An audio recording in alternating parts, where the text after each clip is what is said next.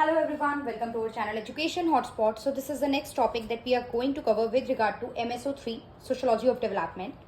Anthony Giddens का modernity का concept. अब एंथनी गिडन्स का मॉडर्निटी का कंसेप्ट ऑलरेडी प्लेलिस्ट में कवर है, आप लोगों ने इस टॉपिक को देख लिया होगा। देख लिया है तो मुझे कमेंट करके बताइए कि आप लोगों ने ये टॉपिक देख लिया है। यहाँ पे अगेन इसको रिविजनरी वे में मैंने शॉर्ट में इसको रिवाइज करा है, सो दैट अगर किसी स्टूडेंट ने मिस कर दिया तो ये एक इंपॉर्टेंट टॉपिक है, आप फटाफट से जाके इसको यहाँ देखने के बाद प्लेलिस्ट में भी प्रॉपरली देख ले, क्योंकि वहाँ पे इसको और बेटर तरीके से डिटेल में एक्सप्लेन किया है। यहाँ पे शॉर्ट में पॉइंटर्स हैं, क्योंकि आपको पता है आपको 500 वर्ड लिमिट कंप्लीट करनी होती है, तो आप उतना कंटेंट तो अपने माइंड में रख के जाएंगे।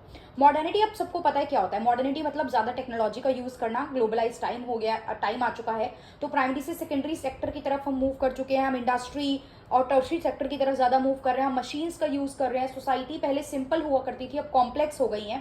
एक फेमस सोशोलॉजिस्ट जो आप पढ़ते हो MSO1 में, एमाइल दरकीम, उन्होंने भी बोला था कि पहले मैकेनिकल सॉलिडारिटी हुआ करती थी, मतलब सोसाइटी प्रिमिटिव हुआ करती थी, डिवीजन ऑफ वर्क बहुत कम हुआ करता था। लेकिन अब सोसाइटी कॉम्प्लेक्स हो गई है तो डिवीजन ऑफ वर्क बहुत ज्यादा होता है। और कॉम्प्लेक्स होने का कारण ही यही है कि मशीन वगैरह, प्रोडक्शन टेक्नोलॉजी, ग्लोबलाइजेशन, ये सब चीजें ज्यादा आ गई हैं।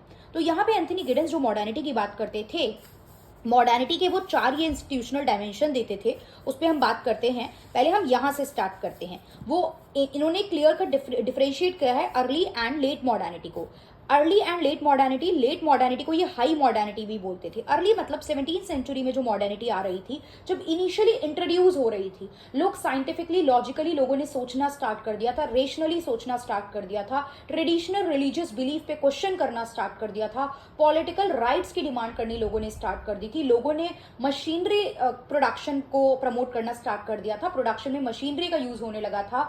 ये सब चीजें जब धीरे धीरे आ गई तो वो इंडस्ट्रियलाइजेशन का टाइम पीरियड कहा जाता है, और उसी से रिलेटेड आपका एक तरीके से मॉडर्नाइजेशन भी होता है, और लेटर और इन्हीं से लिंक होता हुआ ग्लोबलाइजेशन भी है, जो बाद में सोसाइटी में हमें देखने को मिला।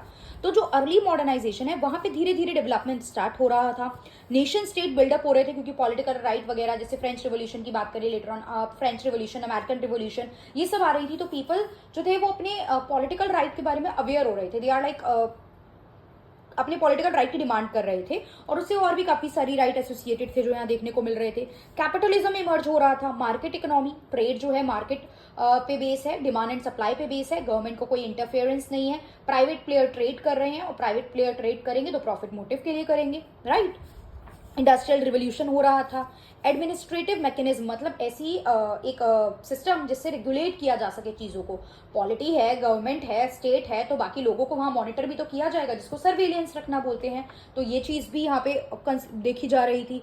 फिर साइंटिफिक रेशनैलिटी की बात की जा रही थी, राइट। साइंटिफिक रेशनैलिटी मतलब लॉजिकली चीजों को सोचना, साइंस से लिंक करना। एंड देन सेक्युलराइजेशन, पुरानी रिलीजियस प्रैक्टिसेस को एक तरीके से चैलेंज करके एक सेक्युलर बिहेवियर को अडॉप्ट किया जा रहा था। फिर लेट मॉडर्निटी या हाई मॉडर्निटी की बात करूं तो ये वो थी जब ग्लोबलाइजेशन आगे इंट्रोड्यूस हो रहा था, जो पूरा वर्ल्ड है वो ज्यादा इंटरकनेक्टेड हो रहा था एक दूसरे से। इसमें डिसएम्बेडिंग मैकेनिज्म फॉलो हो रहा था, मतलब कि पुराने सोशल स्ट्रक्चर को चैलेंज करके उनको ट्रांसफॉर्म किया जा रहा था। चाहे वो लॉ की बात हो, चाहे वो पॉलिटिकल स्ट्रक्चर हो, चाहे वो इकोनॉमिक स्ट्रक्चर हो, चाहे वो फैमिली स्ट्रक्चर हो, सब चीजें with the passage of time धीरे धीरे क्या हो रही थी, चेंज हो रही थी। लिफ्टिंग आउट, डिसएम्बेडिंग मतलब lifting out of the old social structure. Reflexivity, reflex मतलब होता है एक्शन का रिएक्शन। तो आप जो है रिएक्ट कर रहे हो अपने एक्शंस पे, अपने इंट्यूशन के बेसिस पे चीजों का रिएक्ट आ रहा है, रिफ्लेक्सेस आने स्टार्ट हो रहे हैं यहाँ पे। देन आपका रिस्क सोसाइटी टाइप सोसाइटियां देखने को मिलती है, बिकॉज काफी ज्यादा टेक्नोलॉजिकल एडवांसमेंट हो गया था, तो यहाँ पे जो सोसाइटी थी उसमें रिस्क जो है वो काफी ज्यादा रहता है। फिर ट्रस्ट जो था एब्स्ट्रैक्ट सिस्टम में काफी देखने को मिलता है, जैसे फाइनेंशियल मार्केट काफी ज्यादा प्रेवेलेंट है उस बेसिस पे, मतलब मार्केट जो है वो बहुत ज्यादा फाइनेंशियल चीजों के बेसिस पे चल रही है। मेडिकल इंस्टीट्यूशन पे लोगों का बिलीव बढ़ गया, टेक्नोलॉजिकल नेटवर्क लोग स्टैब्लिश करने लग गए, प्लस प्योर रिलेशनशिप इमर्ज हुए जो कि म्यूचुअल सेटिस्फेक्शन पे बेस हुआ करते थे। मतलब दो लोग आपस में रिलेशन बना रहे हैं because they are mutually satisfied with each other, they are mutually okay to be with each other, okay।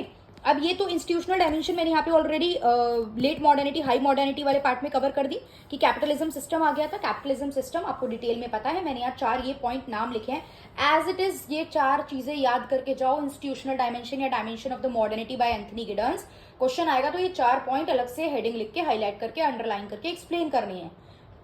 Capitalism is a system जहां फ्री मार्केट इकोनॉमी एग्जिस्ट कर रही है, गवर्नमेंट का कोई रोल नहीं है, प्राइवेट प्लेयर काम कर रहे हैं, प्रॉफिट मोटिव के लिए काम कर रहे हैं, राइट।